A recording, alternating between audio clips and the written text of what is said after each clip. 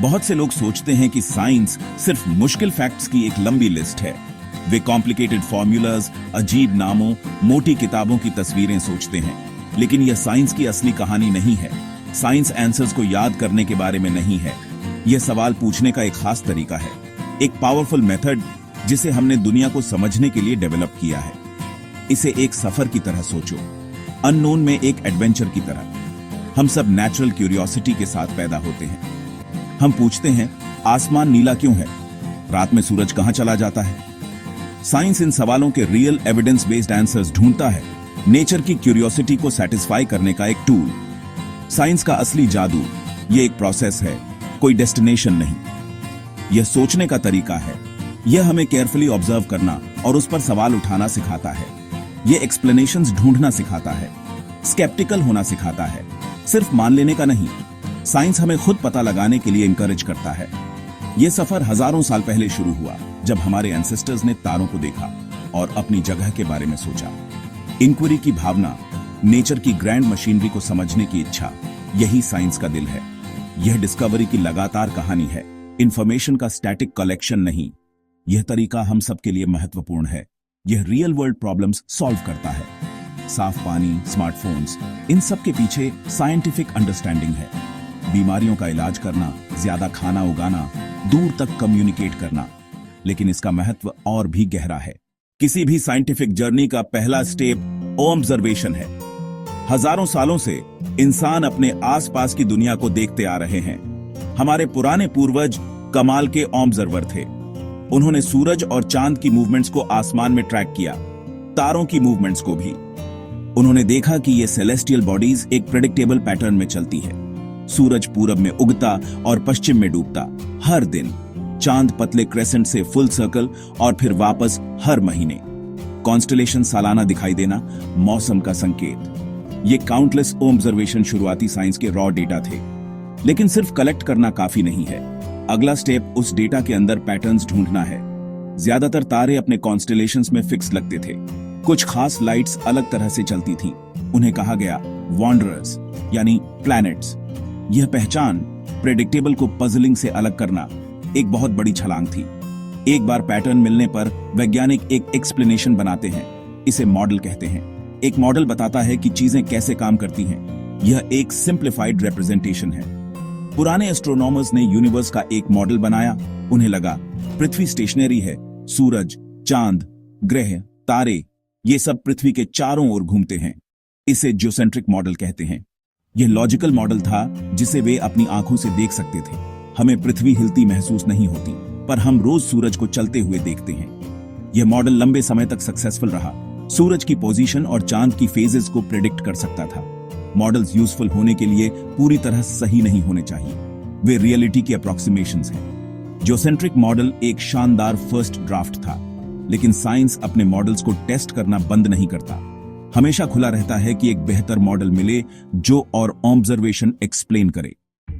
एक scientific idea या एक प्रस्तावित एक्सप्लेनेशन को हाइपोथेसिस कहते हैं। किसी भी हाइपोथेसिस के लिए सबसे इंपॉर्टेंट रूल वह टेस्टेबल हो। वह ऐसी प्रेडिक्शन करे जिसे हम एक्सपेरिमेंट्स या आगे की ऑब्जर्वेशन से चेक कर सकें। यह विचार कि पृथ्वी ब्रह्मांड का केंद्र है एक टेस्टेबल हाइपोथेसिस था। इसने ग्रहों के पथ प्रेडिक्ट किए। सदियों तक ऑब्जर्वेशन मेल खाते रहे। लोगों ने माना कि हाइपोथेसिस सही है, लेकिन साइंस की ताकत आइडियाज को गलत साबित करने की उसकी विलिंगनेस में है। चाहे कितना भी एविडेंस हो, एक सिंगल ऑब्जर्वेशन काफी है जो हाइपोथेसिस को खारिज कर दे। कल्पना कीजिए, कोई कहे सभी भेड़ें सफेद होती हैं। इंग्लैंड, न्यूजीलैंड, अर्जेंटीना, हर जगह सफेद भेड़ें। पर एक दिन एक दूर दराज के खेत में एक काली भेड़। वह एक ऑब्जर्वेशन तुरंत पुरानी धारणा को गलत साबित कर देता है। हाइपोथेसिस रिवाइज करना होगा। ज्यादातर भेड़ें सफेद हैं, लेकिन कुछ काली भी हैं। कॉन्ट्रेरी एविडेंस की यही ताकत है। जैसे जैसे टेलीस्कोप्स सुधरे, कोपरनिकस, गैलीलियो ने शुक्र के फेजेस और बृहस्पति के चंद्रमा देखे, जियोसेंट्रिक मॉडल में फिट नहीं हुए। काली भेड़ की तरह इन ऑब्जर्वेशन ने पुराना हाइपोथेसिस तोड़ दिया। नए हेलियोसेंट्रिक मॉडल की जरूरत पड़ी। नए मॉडल ने पुरानी और नई ऑब्जर्वेशन दोनों समझाई।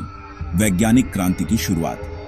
केमिस्ट्री, बायोलॉजी में कंडीशंस कंट्रोल होते हैं, पर एस्ट्रोनॉमी में हमारा लैब ब्रह्मांड है। ब्रह्मांड एक जायंट क्राइम सीन की तरह, एस्ट्रोनॉमर्स डिटेक्टिव्स की तरह घटना के बाद पहुंचते हैं, उसे दोबारा चला नहीं सकते।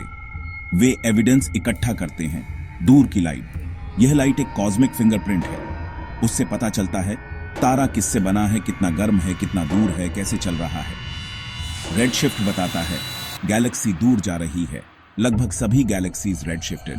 ब्रह्मांड एक्सपैंड कर रहा है।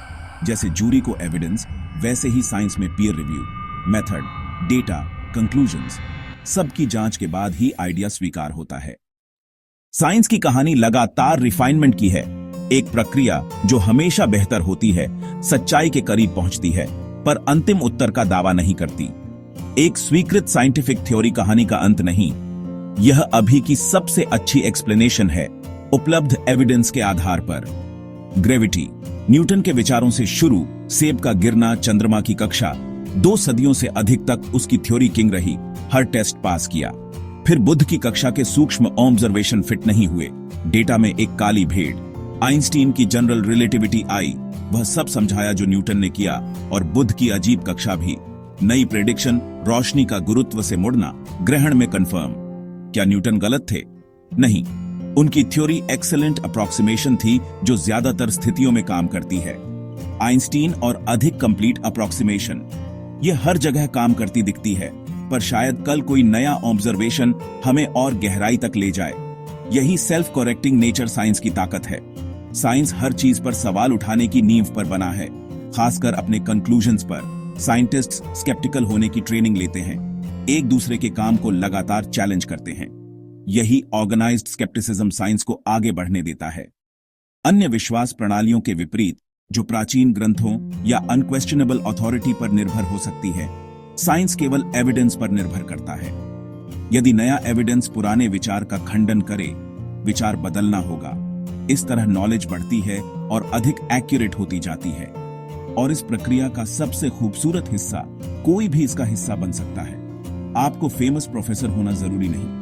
एक जिज्ञासु छात्र, एक बैकयार्ड टेलीस्कोप वाला एमेटर एस्ट्रोनॉमर, या कोई भी जो दुनिया को देखता है और क्यों पूछता है, वही अगली काली भेड़ देख सकता है। ब्रह्मांड रहस्यों से भरा है, सबसे छोटे कणों से लेकर सबसे बड़ी गैलेक्सीज तक। उन्हें समझने की खोज एक ग्रैंड एडवेंचर है, और इसमें शामिल होने का निमंत्रण सभी के लिए खुला है। आपको बस जिज्ञासा चाहिए।